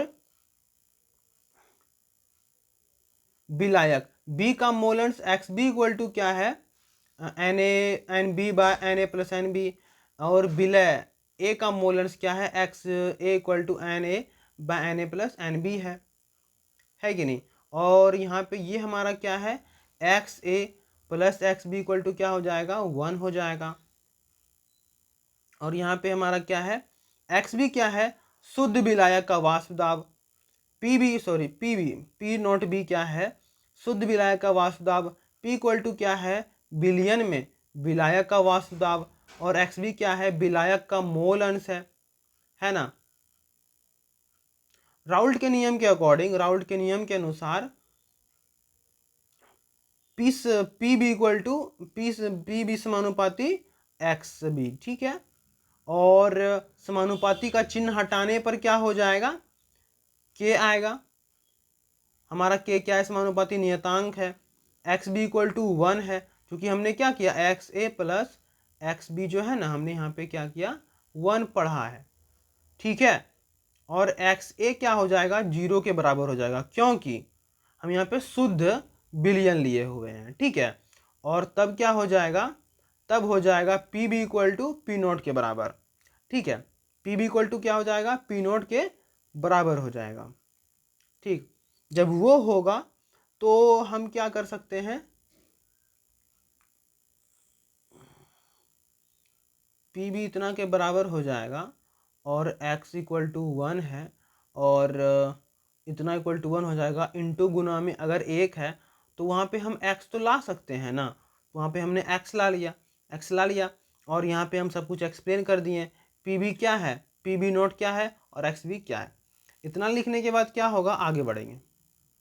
ठीक है, आगे बढ़ेंगे तो इसी में यहाँ तक लिखने के बाद जो है ना, डाल्टन साहेब आए। ठीक है, राउल्ट का नियम बस यहीं तक है, राउल्ट ने यहाँ तक लिख दिया, कहानी क्लियर है।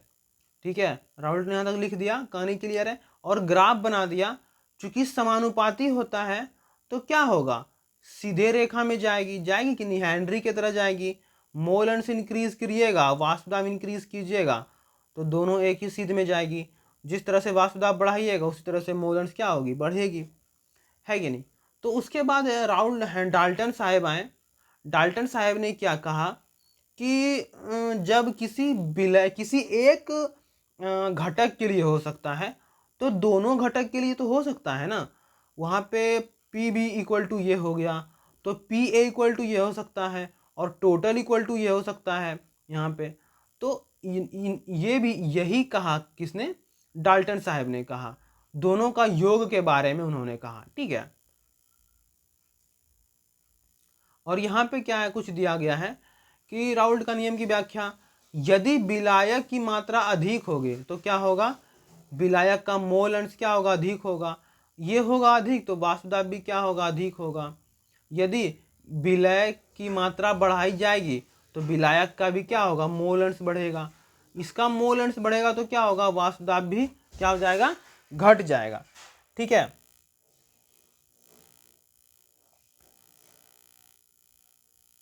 और यहाँ पे कुछ इंपॉर्टेंट पॉइंट है। राउल्ट का नियम क्या है, आदर्श विलयन पर लागू होता है। तापमान इसमें क्या होता है, स्थिर होता है। और वाष्पदाब मोल अंश के क्या होता है, सीधे समानुपाती होता है। विलय मिलाने पर क्या होगा, वाष्पदाब क्या हो जाएगा, घट जाएगा, है कि नहीं। वाष्पदाब अवनमन साधारण राउल्ट के नियम है। मोल अंश क्या होगा, बढ़ाने पर वाष्पदाब भी क्या होगा, बढ़ेगा। आदर्श विलयन इस नियम का पालन करता है, ठीक है। ठीक है, अब क्या करते हैं, नेक्स्ट पॉइंट पर चलते हैं, ठीक है। चूंकि स्टूडेंट हमने ऑफलाइन क्लास में ये सब बता दिया है, तो ज़्यादा डिटेल में जाएंगे तो बहुत ही ज़्यादा लंबा वीडियो हो जाएगा, है कि नहीं। तो उस तरह से मैं समझा करके नहीं, थोड़ा सा फटाफट जल्दी जल्दी एक्सप्लेन करता हूँ, ठीक है, तभी तो आगे बढ़ पाएंगे, है कि नहीं। 1 घंटा हो चुका है क्लियर, ठीक है।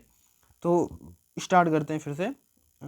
और वहीं पे आदर्श विलयन के अकॉर्डिंग क्या है कि विलयन को जो है ना 2 भागों में बांटा गया है। किस किस भागों में बांटा गया, तो आदर्श विलयन और दूसरा अनादर्श विलयन। आदर्श विलयन क्या करेगा, राउल्ट का सारा नियम पालन करेगा, और अनादर्श विलयन क्या करेगा, राउल्ट का नियम का पालन नहीं करेगा, ठीक है। तो क्या हो जाएगा,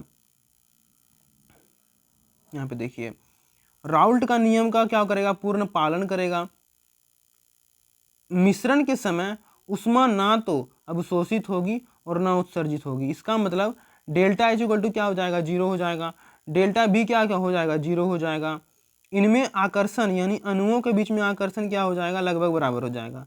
इसका मतलब मैं थोड़ा सा क्या करना पड़ेगा, हमको थोड़ा समझाना पड़ेगा। देखिए यहाँ पे बता दूं मैं,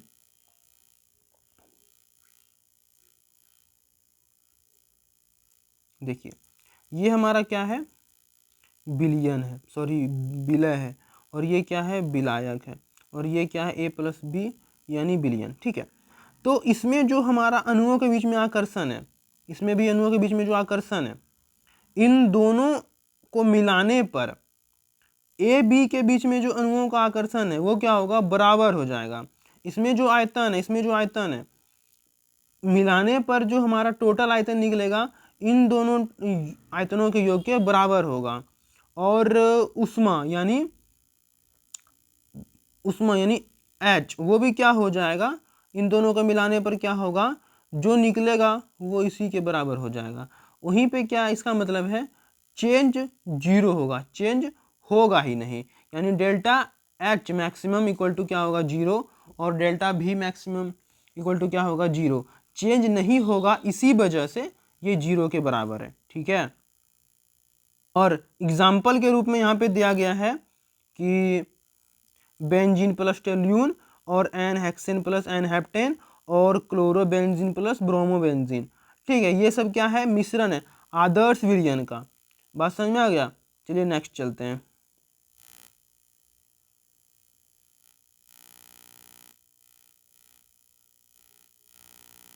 वहीं पे हमारा क्या है, अनादर्श विलयन, ठीक है।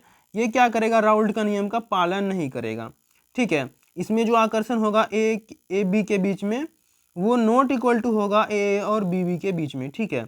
और डेल्टा एच भी क्या हो जाएगा, वो 0 के बराबर नहीं होगा। डेल्टा भी क्या होगा, 0 के बराबर नहीं होगा। इसमें राउल्ट का नियम का पालन नहीं किया जाएगा। इसमें एग्जाम्पल देखें तो ये सारा हमारा क्या होगा, एग्जाम्पल होगा, ठीक है।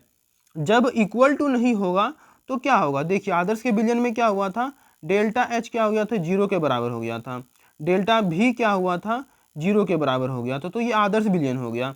और यहाँ पे क्या है, डेल्टा एच क्या है, नॉट इक्वल टू जीरो, और डेल्टा भी क्या हो जाएगा, नॉट इक्वल टू जीरो। जब इक्वल टू नहीं होगा तो क्या होगा, चाहे तो ये बड़ा होगा और चाहे तो ये बड़ा होगा, होगा कि नहीं। देखिए मैं तो समझाता हूँ, देखिए डेल्टा भी क्या होगा, जब इक्वल टू नहीं है तो क्या हो जाएगा, चाहे तो ये बड़ा हो जाएगा, ये फिर क्या हो जाएगा, जीरो बड़ा हो जाएगा, या फिर डेल्टा एच बड़ा हो जाएगा, या फिर डेल्टा एच छोटा हो जाएगा, है कि नहीं, यही सब होगा।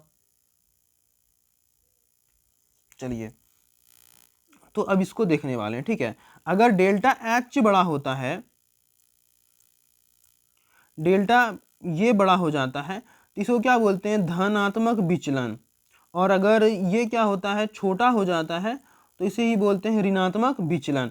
ठीक है, अब इसको क्या करते हैं देखने वाले हैं, ठीक है। चलिए आगे बढ़ते हैं, यहाँ पे देखते हैं ये हमारा क्या है, धनात्मक विचलन और ऋणात्मक विचलन, ठीक है। धनात्मक विचलन में क्या होगा, देखिए राउल्ट का नियम को दो भागों में बांटा गया है, एक आदर्श विलयन और दूसरा अनादर्श विलयन। अनादर्श विलयन को भी क्या किया, दो भागों में बांटा गया है, धनात्मक विचलन और ऋणात्मक विचलन।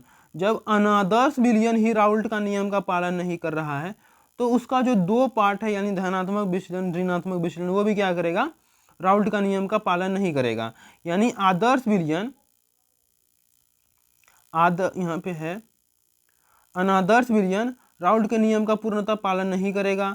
यह जब वास्तविक वाष्प दाब राउल्ट के नियम द्वारा प्राप्त वाष्प दाब के भिन्न या विचलित उत्पन्न होता है। इसे दो भागों में बांटा गया है, धनात्मक और ऋणात्मक। चलिए इसको देखते हैं।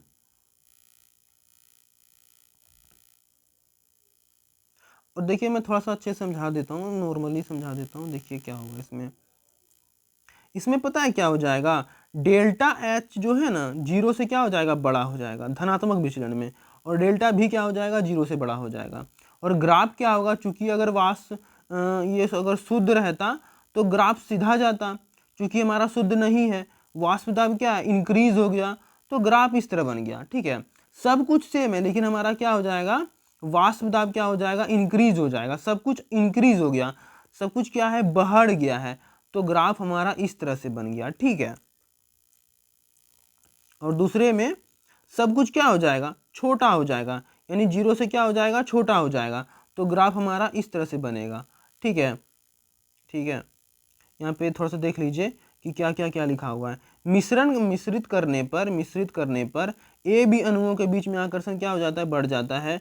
अणु आसानी से वाष्प अवस्था में नहीं जा पाते हैं, फलस्वरूप वाष्प दाब क्या हो जाता है, कम हो जाता है। वास्तविक वाष्प दाब कम हो जाता है, ऊष्मा उत्सर्जित होती है और एजियोट्रोफी बन सकता है, ठीक है। तो सब कुछ क्या हो जाएगा, डिक्रीज कर जाएगा, क्या हो जाएगा, सब कुछ डिक्रीज कर जाएगा। दोनों में देखिए अंतर क्या है, धनात्मक विचलन में वास्तविक वाष्प दाब अधिक हो जाएगा, वास्तविक वाष्प दाब कम हो जाएगा, और डेल्टा एच मैक्सिमम ज़्यादा हो जाएगा जीरो से, डेल्टा भी मैक्सिमम क्या हो जाएगा, जीरो से ज़्यादा हो जाएगा। ए बी के आकर्षण कम हो जाएगा और ए बी के बीच में आकर्षण क्या हो जाएगा, अधिक हो जाएगा, ठीक है। चलिए आगे बढ़ते हैं। अब देखिए स्टूडेंट, हम लोग नेक्स्ट जो हमारा नोट्स है वो तो करेंगे ही करेंगे, बट जितना अभी तक में हमने कंप्लीट किया हुआ है उससे रिलेटेड जितना भी क्वेश्चन आता है उसको देख लेते हैं, ठीक है।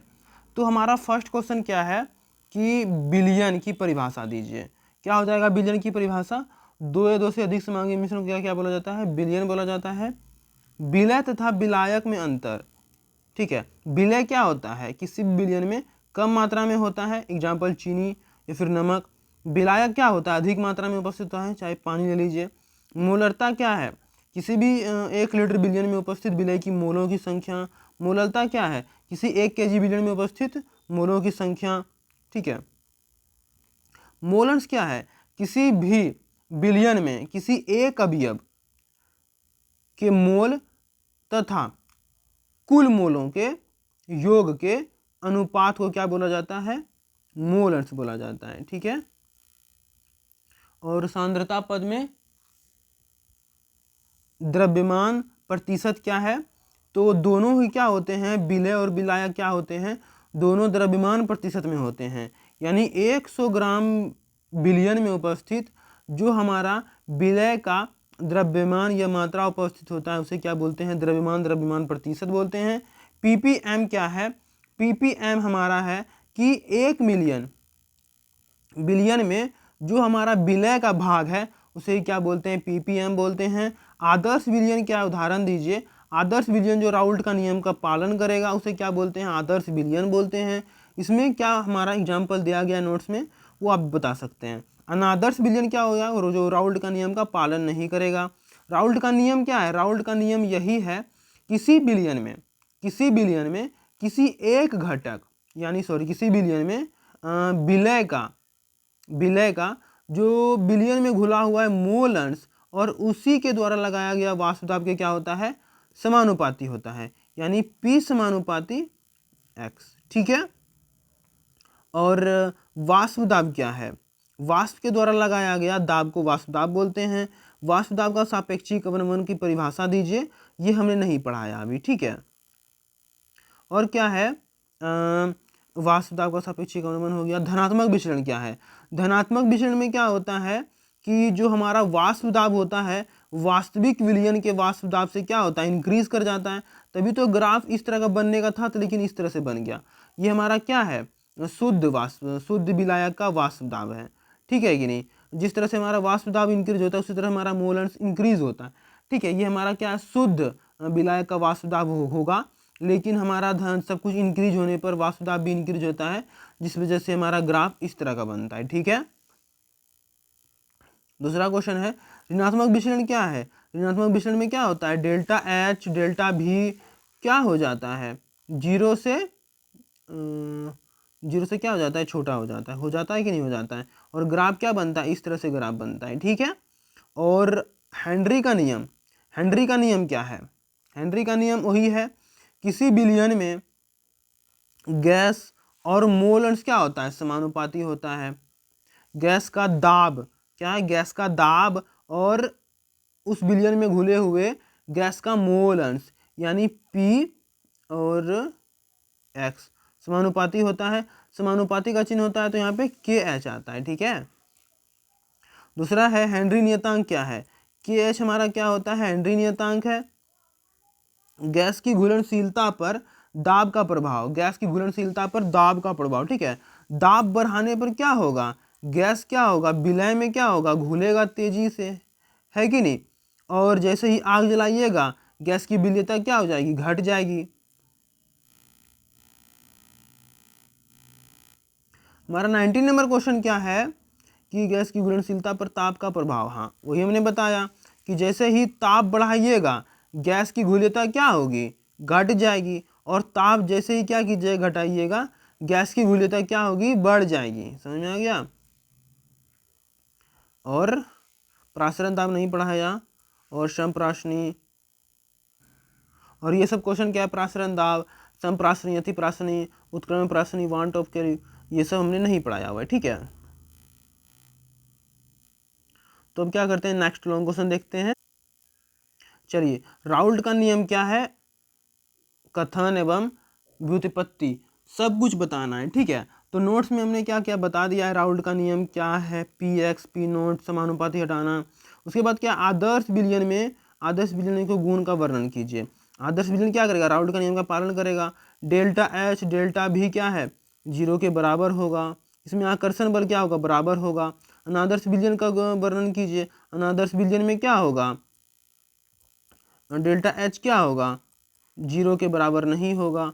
डेल्टा भी क्या होगा, 0 के बराबर नहीं होगा, है कि नहीं। और धनात्मक विचलन क्या होगा, ये इस तरह से इंक्रीज कर जाएगा। ऋणात्मक विचलन क्या करेगा, इस तरह से डिक्रीज कर जाएगा। ठीक।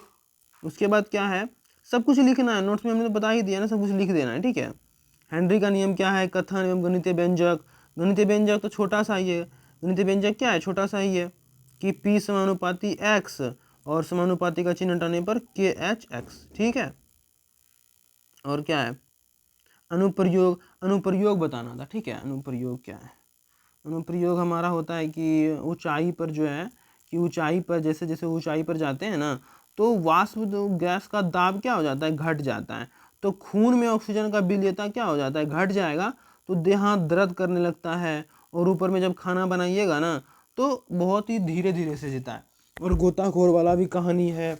और फिर सोडा वाटर वाला, कि बहुत ही सोडा वाटर जैसे कि आप लोग पीते हैं सोडा वाटर, तो गैस को क्या करते हैं, बहुत ही प्रेशर से भरा जाता है, तभी तो ढकार आता है, ठीक है, पीने के बाद। या फिर बुलबुली देखिएगा ना गैस में, जब सोडा वाटर खोल करके देखिएगा तो क्या होता है, बुलबुली ऊपर चढ़ता है, ठीक है। ये सब क्वेश्चन, कि गैस की घुलनशीलता प्रभावित करने वाले कारक, गैस की घुलनशीलता को प्रभावित करने वाले कारक क्या क्या कारक है। फर्स्ट कारक है ताप, दूसरा कारक है दाब, तीसरा कारक है विलायक, चौथा कारक है विलय, है कि नहीं। उसके बाद बहुत सारा क्वेश्चन हमने अभी नहीं पढ़ाया है, ठीक है। और हिमांक का वनमान क्वथनांक का उन्नयन, जो ऑफलाइन क्लास किए हुए होंगे स्टूडेंट, वो सब ये सब कर लिए होंगे, ठीक है। तो ये हमारा क्या है, सारा का सारा क्वेश्चन कंप्लीट हो जाता है। अब चलते हैं एमसीक्यू की तरफ, ठीक है। और ये हमारा क्या है, एमसीक्यू है, ठीक है। कि बिलियन क्या है, बिलियन क्या एक समांगी मिश्रण है। दूसरा है कि किसी बिलियन का अधिक मात्रा उपस्थित घटक कहलाता है, क्या कहलाता है, विलायक कहलाता है कि नहीं। ये हमारा क्या कहलाएगा, विलायक कहलाएगा। और कम मात्रा क्या कहलाएगा, विलय कहलाएगा। किसी प्रकार का विलयन, वायु किस प्रकार का विलयन है, किस प्रकार का विलयन है, वायु, वायु किस प्रकार का विलयन है, तो गैसीय विलयन है। पीतल किस प्रकार का है, तो ठोसीय ठोस होगा। चीनी का जल में किस तरह का है, ठोस द्रव्य होगा। मोलरता की इकाई क्या होगी, मोल पर लीटर। मोलरता की इकाई मोल पर किलोग्राम। और मोलरता किस पर निर्भर करता है, किस पर निर्भर करता है, तो तापमान पर। मोलरता किस पर निर्भर नहीं करता है, तो तापमान पर निर्भर नहीं करता है। मोल अंश कितना के बीच में होगा, 0 से 1 के बीच में होगा। प्रतिशत सांद्रता, प्रतिशत सांद्रता, प्रतिशत सांद्रता किसमें व्यक्त की जाती है, प्रतिशत सांद्रता किसमें व्यक्त की जाती है, मोल में, ग्राम में, लीटर में, फिर प्रतिशत में। प्रतिशत सांद्रता प्रतिशत में ही तो व्यक्त की जाती है।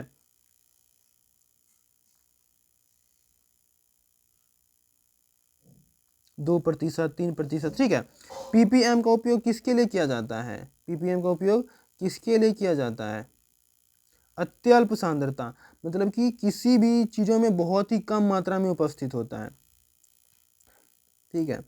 और हमारा संतृप्त विलयन किसे कहते हैं, संतृप्त विलयन वह है जिसमें समान रूप से क्या होता है, घुला होता है, क्या होता है, समान रूप से घुला होता है। संतृप्त विलयन क्या है, उसमें और विलयन नहीं घुलाया जा सकता है, ठीक है। असंतृप्त क्या है, और उसमें विलय घुलाया जा सकता है, ठीक है। अति संतृप्त क्या होता है, चलिए नेक्स्ट क्वेश्चन हमारा है 16 नंबर।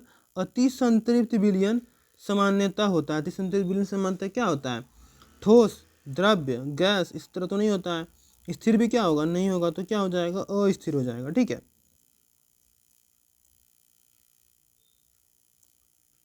और गैसों की विलयता दाब बढ़ाने पर क्या होती है, गैसों की विलयता दाब बढ़ाने पर क्या होती है, घटती है।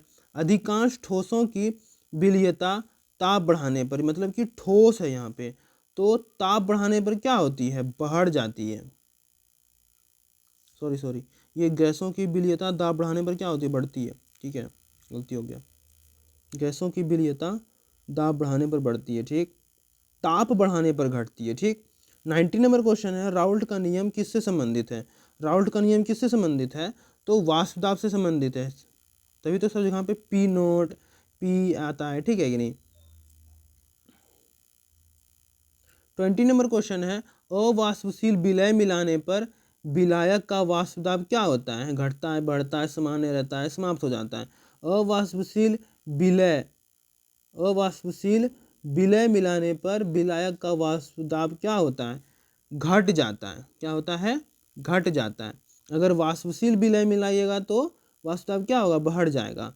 वहीं पे अगर अवाष्पशील विलय मिलाइएगा तो वाष्प दाब क्या हो जाएगा, घट जाएगा। ठीक है, सापेक्ष वाष्प दाब ये तो हमने नहीं पढ़ाया है। यहाँ पे आदर्श विलयन का उदाहरण है, आदर्श विलयन का क्या उदाहरण है, ये हमने बताया था। आदर्श विलयन का उदाहरण है राउल्ट विलयन में क्या होता है, आदर्श विलयन में क्या होता है, सब कुछ शून्य हो जाता है कि नहीं, क्या हो जाता है, सब कुछ शून्य।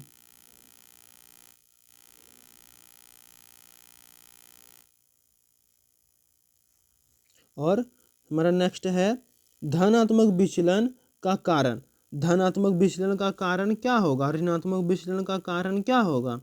धनात्मक विचलन क्या होगा, वाष्प दाब इसमें बढ़ता है तो इसमें क्या होगा, कमजोर आकर्षण होगा। वाष्प दाब बढ़ता है मतलब अणु अणु क्या होते हैं, तुरंत टूट जाते हैं, यानी कमजोर आकर्षण होगा। और यहाँ पे क्या है, ऋणात्मक विचलन में क्या होगा, मजबूत आकर्षण बल होगा। ठीक है, विलयता व्यक्त करने की विधि, विलयता व्यक्त करने की विधि, घनत्व नहीं, दाब नहीं, वेग नहीं, मोलरता। ठीक है, सांद्रता पद में ये तीनों नहीं ना था, नहीं था। विलयता व्यक्त करने की विधि, विधि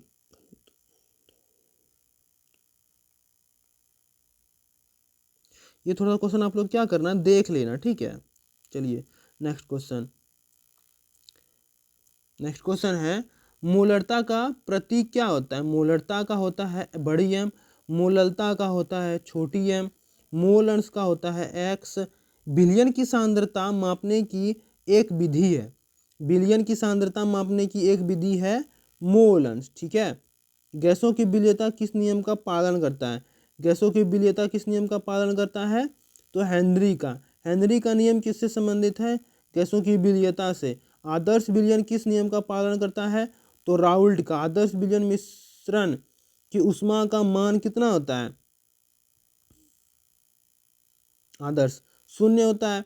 आदर्श विलयन में आयतन परिवर्तित होती है, आदर्श विलयन में आयतन परिवर्तित होती है, आदर्श में तो शून्य हो जाएगा। धनात्मक विचलन वाले विलयन का वाष्प दाब होता है, धनात्मक विचलन धनात्मक विचलन वाले विलयन का वाष्प दाब क्या होता है, अधिक होता है, अपेक्षा से क्या होता है, अधिक होता है। डेल्टा भी मैक्सिमम, डेल्टा भी मैक्सिमम क्या होता है, धनात्मक में ज़्यादा होता है। डेल्टा एच मैक्सिमम में क्या होता है, ज़्यादा होता है जीरो से, है कि नहीं।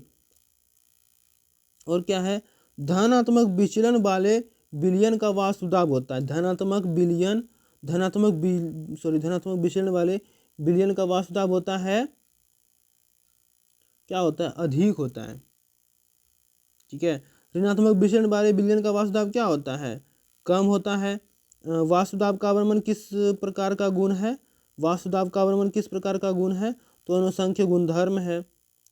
ठीक है, ये सब क्वेश्चन तो नहीं बताए हैं, पढ़ाए हैं। ठीक है, फिर भी क्या करेंगे, हम बता देंगे। ठीक है, विलायक की मात्रा बढ़ाने पर विलयन की सांद्रता क्या होती है, विलायक की मात्रा बढ़ाने पर विलयन की सांद्रता क्या होगी।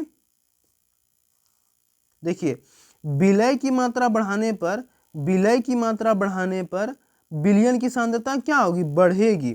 वहीं पे अपोजिट क्या किया गया है, विलायक की सांद्रता बढ़ाया गया। विलायक का सांद्रता जैसे ही बढ़ाइएगा तो विलय की सांद्रता क्या होगी, घट जाएगी। तो क्या होगी, विलयन की सांद्रता भी क्या होगी, घट जाएगी। समझ में आ गया। और यहाँ पे 55 नंबर क्वेश्चन है, 55 नंबर क्वेश्चन है कि विलयन में विलय की मात्रा बढ़ाने पर, विलयन में विलय की मात्रा बढ़ाने पर क्या होगी, सांद्रता बढ़ती है। एजियोट्रॉफी का मतलब होता है अनुसंख्य गुणधर्म। एजियोट्रॉफी का उपयोग मुख्यतः किया जाता है, किसमें किया जाता है, हिमांक कम करने के लिए, या फिर ये हमारा क्या है, क्वथनांक है। ठीक है, कम करने के लिए, तो हिमांक का अवनमन क्या होगा, कम करने के लिए। ठीक है, समुद्र जल में पीने योग्य समुद्र जल को पीने योग्य बनाने का आधुनिक विधि क्या है, आधुनिक विधि क्या है, प्रतिलोप, प्रतिलोप यानी वाष्प्राशरण दाब। ठीक है, प्राशरण यानी उल्टा प्राशरण है। ठीक है, क्या है, उल्टा प्राशरण है। ठीक है, वाष्पीकरण भी है होगा, लेकिन सॉल्यूशन चैप्टर पढ़ रहे हैं तो ये दे सकते हैं आप। ठीक है, प्रासरण दाब सीधे किसके समानुपाती होता है? किसके समानुपाती होता है? तो सांद्रता के। मोलरता बढ़ाने पर सामान्यता विलयन की सांद्रता क्या होती है? मोलरता बढ़ाने पर, मोलरता यानी m बढ़ाने पर सामान्यता विलयन की सांद्रता क्या होगी? बढ़ती है। किसी विलयन में सभी मोल अंश का योग क्या होता है? 1 के बराबर होता है। निम्नलिखित में कौन सा अनुसंख्य गुणधर्म है? निम्नलिखित में से कौन सा अनुसंख्य गुणधर्म है? तो वाष्पदाब का अवनमन। निम्नलिखित में से कौन सा अनुसंख्य गुणधर्म है? तो प्रासरण है, गलनांक, क्वथनांक और चालनांक नहीं होता है। निम्नलिखित में से कौन सा अनुसंख्य गुणधर्म है? तो हिमांक का अवनमन है, श्यानता नहीं होगा, अपवर्तनांक नहीं होगा, कठोरता नहीं। दूसरा है, नेक्स्ट क्वेश्चन है, निम्नलिखित में से कौन सा अनुसंख्य गुणधर्म है? तो ये हमारा उबलांक, उबलांक मतलब होता है क्वथनांक, ठीक है। तो ये हो जाएगा। अनुसंख्य गुणधर्म गुण निर्भर करते हैं, किस पे निर्भर करते हैं? तो विलय के कणों की संख्या पर, ना कि उनके रंग रूपों पर, ठीक है। विलय के संयोजन होने पर वांट हॉप गुणांक का मान होता है। विलय की संयोजकता होने पर, ये टॉपिक नहीं, थोड़ा सा भी नहीं पढ़ाए हैं, ठीक है, तो इसको रहने दीजिए। 45 नंबर क्वेश्चन है, विलय के विघटन होने पर वांट ऑफ हॉप गुणांक का मान होता है। ये भी नहीं पढ़ाए हैं, वांट ऑफ तो नहीं ही पढ़ाए हैं, ठीक है। और प्रतिलोपन प्राशन का उपयोग किया जाता है, इसको भी हटाइए। हिमांक का अवनमन का अर्थ है, हाँ ये देखिए क्वेश्चन, हिमांक का अवनमन का अर्थ है हिमांक का कम होना, ठीक है। उबलनांक का वृद्धि होने का मतलब है, ये सभी क्वेश्चन क्या कीजिए अभी फिलहाल में छोड़ दीजिए, ठीक है। और जहाँ तक हमें लगता है कि लगभग 50 क्वेश्चन तो क्या हो गया होगा, कंप्लीट हो गया होगा। तो स्टूडेंट इस वीडियो को हम यहाँ तक यहीं तक रहने देते हैं। और बहुत सारा टॉपिक हमने क्या किया है, नहीं पढ़ाया, जैसे कि अनुसंख्य गुणधर्म, अनुसंख्य गुणधर्म हमने बस इधर ही पढ़ाया है ऑफलाइन क्लास में, तो आप लोगों को पता ही होगा, ठीक है। तो इस वीडियो तक यहीं तक रहने देते हैं। एंड जितने भी स्टूडेंट हैं वो सब क्या करेंगे, प्लीज़ इस वीडियो को क्या करेंगे सब। तो स्टूडेंट आप लोगों से एक आशा रहेगी, एक होप रहेगा कि आप लोग इस वीडियो को सपोर्ट कीजिएगा, अपने अकॉर्डिंग फिर अपने फ्रेंड सर्कल में से शेयर ज़रूर कीजिएगा। तो लाइक एंड सब्सक्राइब जरूर करें। तो मिलते हैं इसी तरह के वीडियो में जिससे क्या होगा, आपका वन शॉट रिवीजन हो जाएगा हर एक चैप्टर का, ठीक है। तो तब तक के लिए थैंक यू एंड मिलते हैं नेक्स्ट वीडियो में, तब तक के लिए बाय बाय।